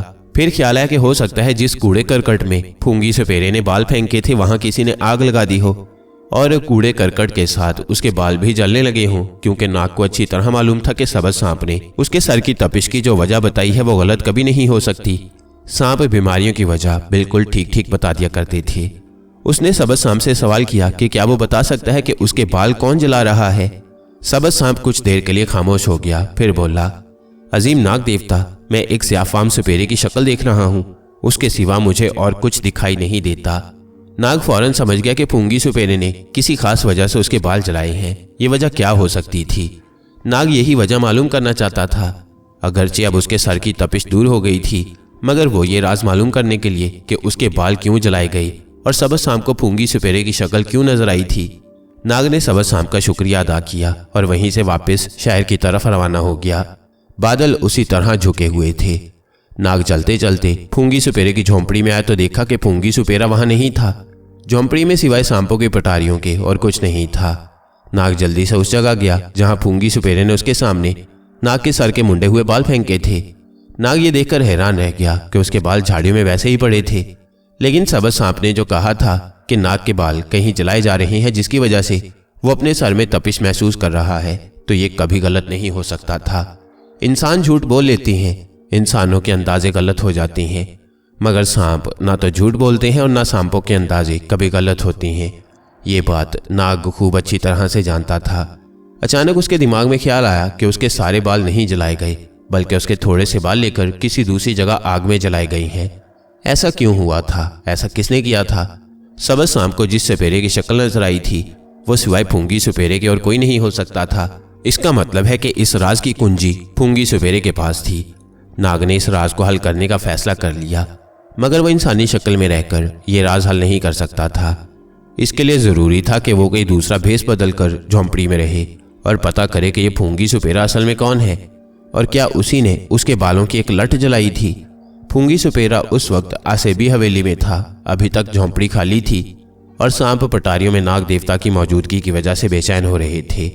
नाग देवता ने सोचा कि वो सांप बनकर ही इस झोंपड़ी में रहेगा। उसने वहीं सांस अंदर को खींचकर छोड़ा तो एक सांप बन चुका था। उसे पता था कि पटारी में जो सांप बंद है वो अपनी बेचैनी की वजह से उसका भांडा फोड़ देंगे। उसने अंदर जाते ही पटारियों के सांपों को मुखातिब करते हुए कहा, मैं नाग देवता एक खास वजह से सांप की शक्ल में यहाँ तुम्हारे साथ रहूंगा। खबरदार तुम मेरा बार बार अदब न करना, मुझे बार बार सलाम न करते फिरना। सुपेरे फूंगी पर यह हरगिज जाहिर न हो कि मैं नाग देवता हूँ। मुझसे वही सलूक करना जैसे मैं एक आम सांप हूँ, समझ गए तुम? पहले तो सांप हैरान हुए कि नाग देवता को सांप बनकर उनके पास रहने की क्या जरूरत पड़ गई है, मगर नाग आखिर देवता था, उसके हुक्म के आगे भला कोई सर उठा सकता था। सबने कहा कि वो इसी तरह करेंगे जिस तरह नाग देवता उन्हें कहेगा। नाग जानता था कि अगर वो पटारी के सांपों के साथ शामिल हो गया तो चूंकि सुपेरे ने सारे सांप गिन रखे हैं, इसलिए वो एक नए सांप को देखकर जरूर शक में पड़ जाएगा कि ये कहाँ से आ गया। क्योंकि एक बात का नाग को यकीन हो गया था कि ये जो फूंगी सुपेरा है इसको मालूम था कि मैं नाग देवता हूँ और ये धोखे से मुझे अपनी झोंपड़ी में लाया था। चुनाचे नाग सांप की शक्ल में झोंपड़ी के कोने में एक जगह छुप गया। कुछ देर बाद फूंगी सुपेरा वापस आ गया। वो झोंपड़ी में दाखिल हुआ तो नाग ने एक फुंकार मारी। सुपेरा फौरन होशियार हो गया, समझ गया कि बरसात के मौसम की वजह से कोई सांप झाड़ियों से निकलकर उसकी झोंपड़ी में आकर छुप गया है। फौरन उसने सांप को पकड़ने का फैसला किया और बीन उठाकर बजानी शुरू कर दी। नाग तो पहले ही से पकड़े जाने के लिए तैयार बैठा था, फिर भी उसने थोड़े बहुत नखरे जरूर दिखाए। बीन की आवाज पर नाग ने रक्स करना शुरू कर दिया। फिर कभी सुपेरे के पास आता और कभी फन उठाए वापस चला जाता। आखिर वो सुपेरे के बिल्कुल करीब आकर कुंडली मारकर बैठ गया। सुपेरे ने फौरन उसे पकड़कर ऊपर उठा लिया। सुपेरे ने नाग सांप को गौर से देखा। नाग ने एक बिल्कुल आम कोबरा सांप की शक्ल इख्तियार की थी, ताकि सुपेरे को किसी तरफ से भी शक न पड़े कि ये कहीं नाग देवता तो नहीं है। फूंगी सुपेरा खुश हुआ कि एक कोबरा सांप उसके हाथ लगा है। उसने नाग सांप को एक अलग पटारी में बंद कर दिया। नाग पटारी में बंद सोचने लगा कि अब उसे क्या करना चाहिए। सबसे पहले तो वो झोंपड़ी में रहकर यह देखना चाहता था कि फूंगी सुपेरे को कौन कौन मिलने आता है और ये कहाँ कहाँ जाता है। नाग के दिल को यकीन हो गया था कि दाल में कुछ काला काला जरूर है और उसके बालों की लट इसी सुपेरे ने जलाई है। दूसरी तरफ काले भजंगम ने जब नाग के बालों की एक लट की राख बनाकर अपने सर के बालों में डाली तो उसमें इतनी शक्ति यानी ताकत आ गई कि वो जिस उम्र के इंसान की चाहे शक्ल इख्तियार कर सकता था। वो काली भजंगनी को साथ लेकर वीरान हवेली के सबसे पिछले दालान वाली कोठरी में आ गया और बोला, बदशक्ल भजंगनी, मैं अब एक ऐसे राजकुमार की शक्ल इख्तियार करने लगा हूँ जिसकी खूबसूरती और जिसके हुस्न का कोई मुकाबला नहीं कर सकेगा। काली भजंगनी बोली, तुम्हारी असली शक्ल तो यही रहेगी, बन जाओ राजकुमार थोड़ी देर के लिए।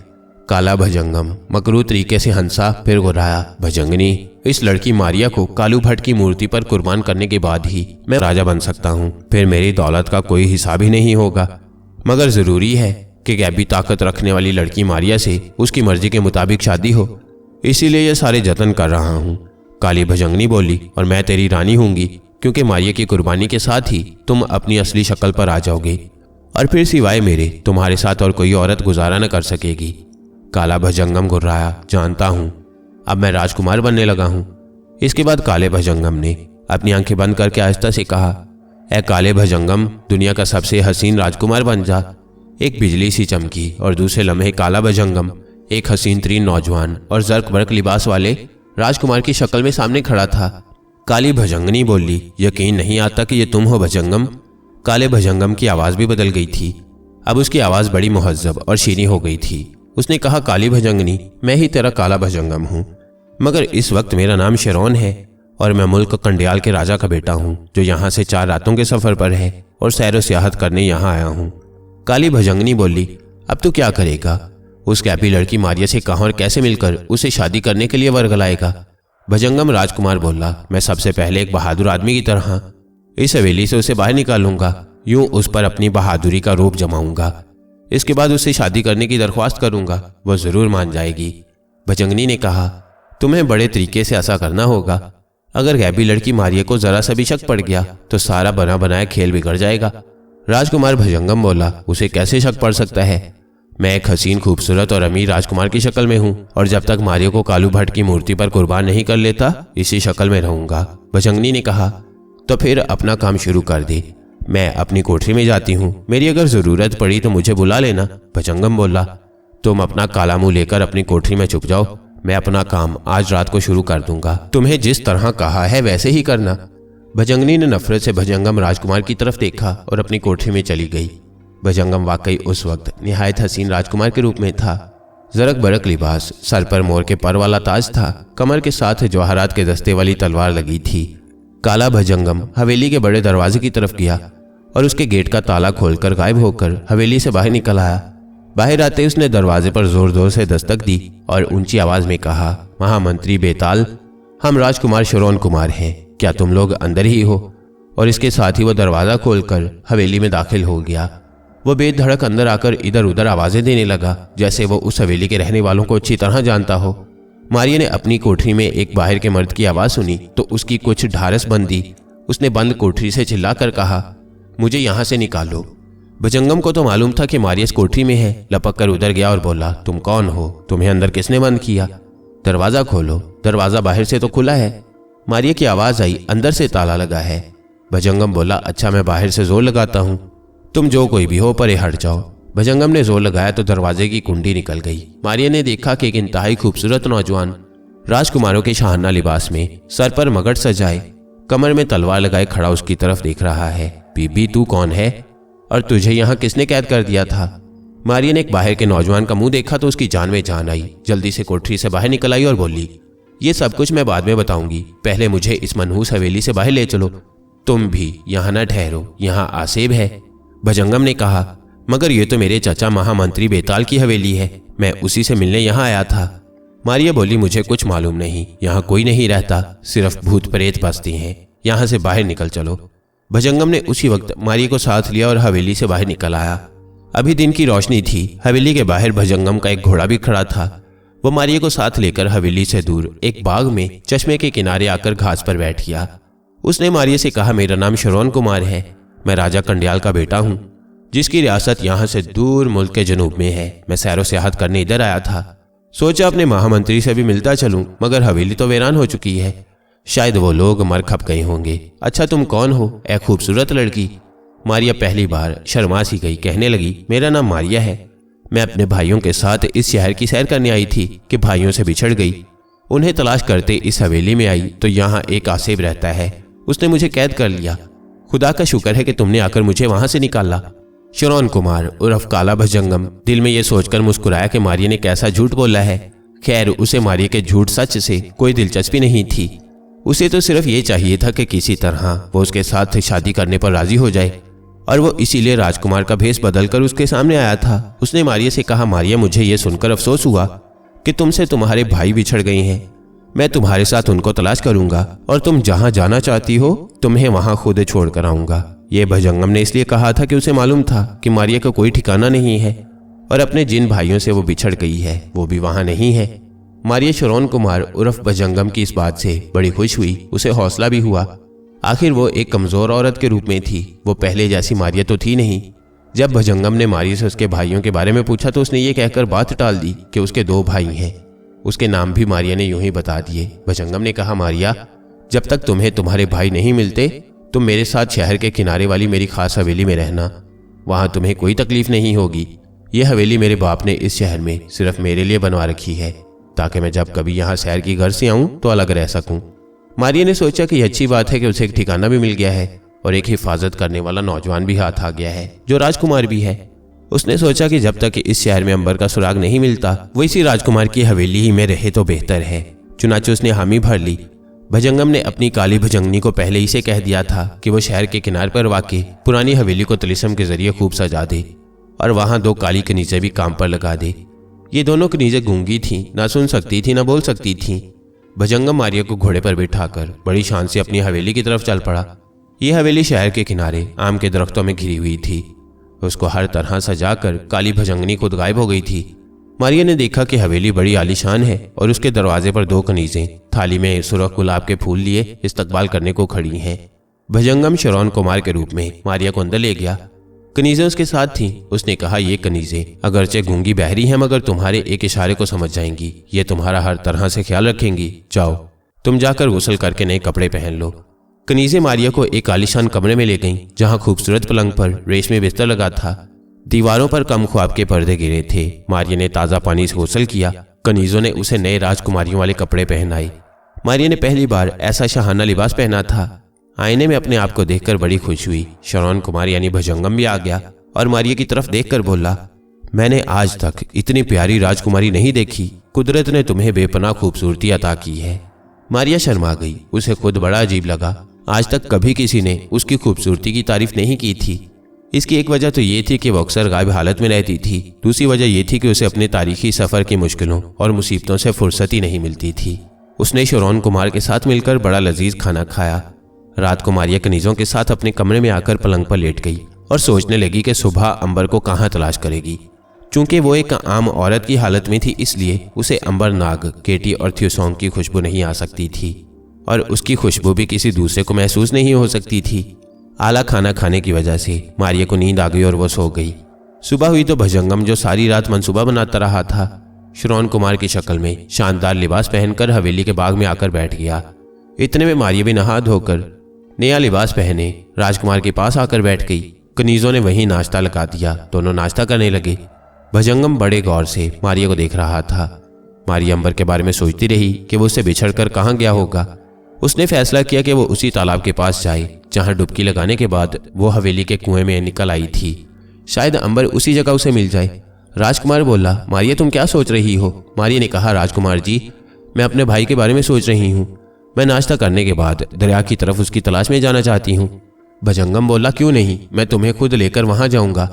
नाश्ते के बाद दोनों घोड़ों पर सवार होकर दरिया की तरफ चल दिए। मारिया राजकुमार के साथ साथ घोड़े पर सवार चली जा रही थी। उसे वो जगह मालूम थी जहां बड़ के दरख्त वाला छोटा सा तालाब था। यहां पहुंचकर मारिया ने देखा कि तालाब उसी तरह मौजूद है। उसके किनारे बड़ का दरख्त भी वैसे ही खड़ा था, मगर अंबर कहीं भी नहीं था। मारिया ने भजंगम से कहा, राजकुमार यही वो जगह है जहां उसका भाई उससे बिछड़ गया था। मैं जरा देर के लिए तालाब किनारे सो गई थी, जागी तो मेरा भाई मौजूद नहीं था। भजंगम अगरचे भूतों की किस्म की एक मखलूक थी, मगर उसे मारिया के भाइयों यानी अंबरनाग, केटी और थिसौन के बारे में कोई इल्म नहीं था कि वो कौन है और कहां से आए हैं। उसे मारिया के बारे में भी ये पता नहीं था कि वो हजारों बरस से सफर कर रही है। वो सिर्फ इतना जानता था कि ये एक गैबी औरत है और उसे एक गैबी औरत ही की जरूरत थी कि जो उससे कालू भट्ट की मूर्ति की शर्त के मुताबिक अपनी मर्जी से शादी करे और फिर उसे मूर्ति पर कुर्बान करने के बाद राजा बन जाए। उसने बड़ी हमदर्दी के साथ कहा, मारिया तुम घबराओ नहीं, मैं तुम्हारे भाई को शहर के कोने कोने में तलाश करूंगा। वो अगर इस शहर में है तो जरूर मिल जाएगा, और अगर किसी दूसरे शहर में हुआ तो मैं तुम्हारे साथ उस शहर में भी जाने को तैयार हूं। अब मैं तुम्हें अकेली नहीं छोड़ूंगा। मारिया के दिल पर भजंगम यानी नकली राजकुमार की इन बातों का बेहद असर हुआ। उसने शुक्रिया अदा करते हुए कहा, राजकुमार जी मैं किस जुबान से आपका शुक्रिया अदा करूं? राजकुमार हंसकर बोला, मारिया मुझे ऐसा लगता है कि हमारा जन्म जन्म का साथ रहा है। मारिया ने चौंक कर राजकुमार की तरफ देखा। दोनों घोड़ों पर सवार वापस अपनी आलीशान हवेली की तरफ जा रहे थे। मारिया बोली, मैं आपका मतलब नहीं समझी राजकुमार। भजंगम ने राजकुमारों जैसे अंदाज में कहा, मारिया मुझे लगता है कि मेरे पिछले जन्म में भी तुम मेरी बीवी रह चुकी हो। क्या तुम मेरे साथ ब्याह करोगी? मैं तुम्हें अपनी महारानी बनाकर रखूंगा। तुम हमारी पूरी रियासत की महारानी होगी। मैं हीरे जवाहरात का खजाना तुम्हारे आगे ढेर कर दूंगा। सबसे बढ़कर ये कि मैं तुम्हारी बेहद खिदमत करूंगा। मारिया ने मुस्कुरा कर कहा, राजकुमार जी आपकी इज्जत अफजाई का बहुत बहुत शुक्रिया, मगर मैंने शादी के बारे में कभी गौर नहीं किया। राजकुमार ने बड़ी अदा से मारिया की तरफ देखकर कहा, तो अब गौर करने में क्या हर्ज है मारिया?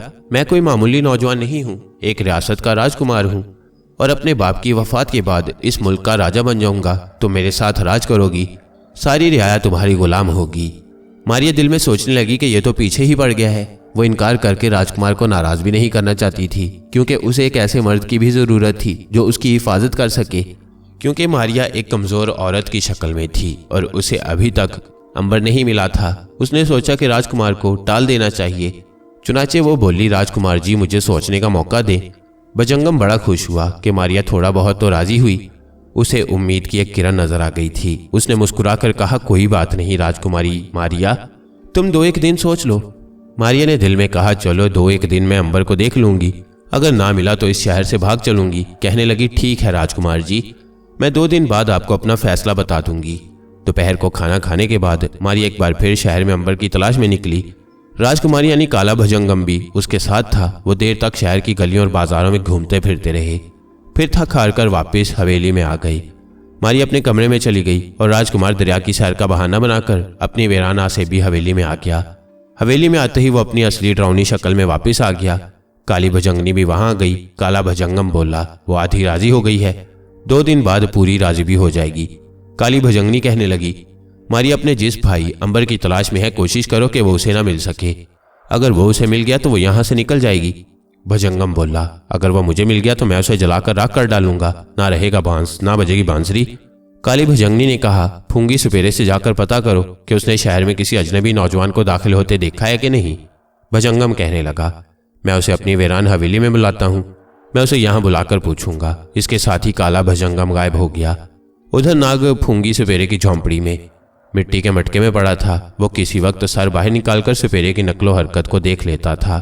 जिस वक्त काला भजंगम सुपेरे के झोंपड़े में आया उस वक्त नाग मटके के अंदर खामोश पड़ा था और सोच रहा था कि वो 1 दिन और देखेगा। अगर उसे कोई सुराग ना मिला कि फूंगी सुपेरे ने उसके बाल क्यों काटे थे तो वो यहाँ से चला जाएगा और अंबर मारिया केटी थिसौन की तलाश शुरू कर देगा। एन उस वक्त काला भजंगम फूंगी सुपेरे की झोंपड़ी में दाखिल हुआ। वो गैबी हालत में था, उसे फूंगी सुपेरा भी नहीं देख सकता था। मगर फूंगी सुपेरे ने काले भजंगम के जिस्म से उठने वाली तेज बू से पता चला लिया कि भजंगम उसकी झोंपड़ी में आया है। उसने कहा, भजंगम कहो, अब कैसे आए हो? भजंगम ने गुर्राते हुए कहा, शहर में कोई नया अजनबी आदमी तो दाखिल नहीं हुआ। नाक को मटके के अंदर एक अजीब बेढंगी सी आवाज आई तो उसने मटके से सर बाहर निकाल कर देखा। काला भजंगम गायब था, मगर चूंकि नाग ने आंखों में मतकाल बूटी की सलाई लगाई हुई थी, इसलिए उसने देखा कि एक बदवजा बेढंगा फूले हुए पेट वाला ऊंचा लंबा काला स्या इंतहाई डरावनी शक्ल वाला भूतनुमा आदमी सिर्फ एक लंगोटी पहने झोंपड़ी में झुककर खड़ा सपेरे से बातें कर रहा है। नाग गौर से उनकी बातें सुनने लगा। सपेरे ने कहा, अभी तक तो शहर में कोई नया आदमी दाखिल नहीं हुआ, मगर तुम्हें क्या जरूरत पड़ गई है? काले भजंगम ने गुर्रा कर कहा, तुम खामोश रहो, जो मैं पूछूं उसका जवाब दो। चौकस रहना, अगर कोई नया आदमी शहर में दाखिल हो तो उस पर निगाह रखना और मुझे आकर खबर कर देना, मैं जाता हूं। और वह भूतनुमा काला कलूटा आदमी नाग की आंखों के सामने झोंपड़ी से बाहर निकलकर हवा में उड़ने लगा। सुपेरा उस वक्त झोंपड़ी से बाहर खड़ा था। नाग तेजी से मटके से निकला, एक छोटे उकाब की शक्ल बदली और उड़ान भरकर झोंपड़ी से निकलकर फिजा में काले भजंगम के पीछे लग गया। लेकिन काला भजंगम तो आन की आन में नजरों से ओझल हो चुका था। नाग ने इधर उधर उड़कर उसे बहुत तलाश किया, मगर उसे काला भजंगम कहीं दिखाई न दिया।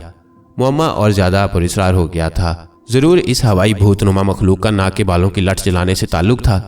नाग तेजी से वापस सपेरे की झोंपड़ी की तरफ रवाना हुआ। उसने देखा कि सपेरा झोंपड़ी से थोड़े फासले पर सूखी लकड़ियां हवा में सुखाने के लिए बखेर रहा था। नाग झोंपड़ी के पीछे झाड़ियों में उतरा। वहीं उसने दोबारा सांप की शक्ल इख्तियार की और तेजी से रेंगता हुआ झोंपड़ी के अंदर अपने मटके में जाकर चुपचाप लेट गया। उसको अफसोस था कि वो काले भूत का पीछा न कर सका था और वो उसकी नजरों से ओझल हो गया था।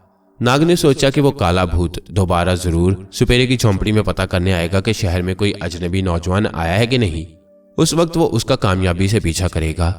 मारिया राजकुमार श्रवण कुमार यानी काले भजंगम की आलीशान तिलिस्मी हवेली के सजे हुए शानदार कमरे में बैठी थी। दोनों कनीजें उसके बालों में कंघी करने के बाद फूलों का जूड़ा सजा रही थी कि काला भजंगम खूबसूरत राजकुमार की शक्ल में दाखिल हुआ।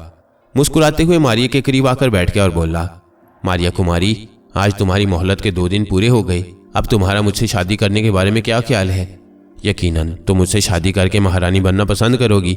मारिया को ख्याल आया कि इस मुसीबत से पीछा छुड़ाने का एक ही तरीका है। उसने उदास लहजे में कहा, राजकुमार जी, मुझ पर आपके इतने एहसान हैं कि मैं उनका बदला नहीं चुका सकती। आपसे शादी करना कौन लड़की पसंद नहीं करेगी। मेरी भी सबसे बड़ी खुशकिस्मती होती कि मैं आपसे ब्याह करती, लेकिन बड़े दुख की बात है कि मैं ऐसा नहीं कर सकती। काले भजंगम उर्फ राजकुमार के चेहरे का रंग बदल सा गया। उसने ताज्जुब से पूछा, क्यों मारिया कुमारी, आखिर तुम्हें क्या एतराज है? क्या मैं राजकुमार नहीं? क्या मैं खूबसूरत और बहादुर नहीं? मारिया ने आंखों में नकली आंसू भरते हुए कहा, यह बात नहीं है राजकुमार। बात असल में यह है कि मैंने तुम्हें अभी तक बताया ही नहीं कि कहीं तुम्हारा दिल ना टूट जाए। मेरी शादी हो चुकी है। काले भजंगम को तो एक धक्का सा लगा, मगर फौरन ही संभल गया और बोला, तुम झूठ तो नहीं बोल रही मारिया कुमारी? मुझे लगता है तुम मुझे टालने के लिए ऐसा कह रही हो। मारिया ने कहा, ऐसी बात नहीं राजकुमार, मैं सच कह रही हूँ। अगर मेरी शादी ना हुई होती तो मैं बड़े शौक से तुम्हारे साथ ब्याह कर लेती, मगर क्या करूं, मेरा एक खामन पहले से मौजूद है जो मुल्क विंध्याचल में जागीरदार है। मैं तुम्हारे साथ शादी कैसे कर सकती हूँ?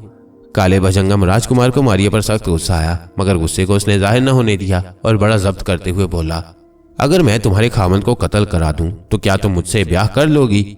मारिया ने अदाकारी करते हुए चीख कर कहा, नहीं नहीं, अगर तुमने ऐसा किया तो मैं अपनी जान दे दूंगी।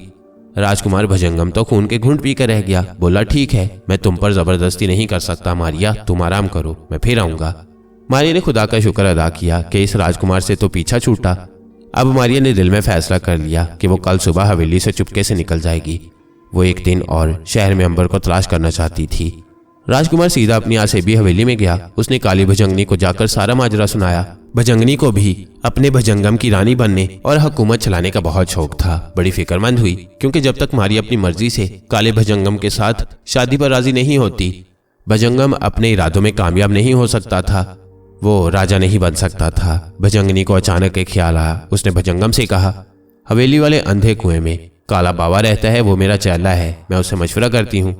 भजंगनी उसी वक्त हवेली के अंधेरे आंगन में अंधे कुएं के पास आ गई। उसने अंधे कुएं में मुंह डालकर आवाज दी, काले बाबे, मेरी बात का जवाब दे। कुएं में से एक बारीक मगर कांपती हुई डरावनी आवाज आई, क्या बात है भजंगनी, मैं तेरी क्या खिदमत कर सकता हूँ? भजंगनी ने कहा, क्या तुम्हारे पास कोई ऐसा मंत्र है जो आदमी का जहन बदल डाले और जैसा हम चाहें वो वैसा ही करे? कुएं के काले बावे की आवाज आई। भजंगनी, ये कौन सा मुश्किल काम है? मेरे कुएं की मुंडीर की थोड़ी सी सूखी मिट्टी लेकर उसे जिस मर्द या औरत के सर के बालों में जरा सी लगाओगी तो वो तुम्हारी गुलाम बन जाएगी, तुम्हारी गर्विदा हो जाएगी। भजंगनी ने कुएं की मुंडीर की थोड़ी सी खुश्क मिट्टी ली और काले भजंगम की कोठरी में आ गई। आगे क्या हुआ? ये मिट्टी जब मारिया के सर में डाली गई तो उस पर क्या असर हुआ? क्या मारिया ने काले भजंगम से शादी कर ली? नाग ने काले भजंगम का मुअम्मा कैसे हल किया? क्या मारिया और नाग की मुलाकात हुई? ये सब कुछ जानिए इस सीरीज की अगली कहानी में, जिसका नाम है मालंगनी नागिन। अगर आपने अभी तक चैनल को सब्सक्राइब नहीं किया तो सब्सक्राइब कीजिए और बेल बटन दबाकर तमाम वीडियो नोटिफिकेशंस ऑन कर लीजिए। शुक्रिया।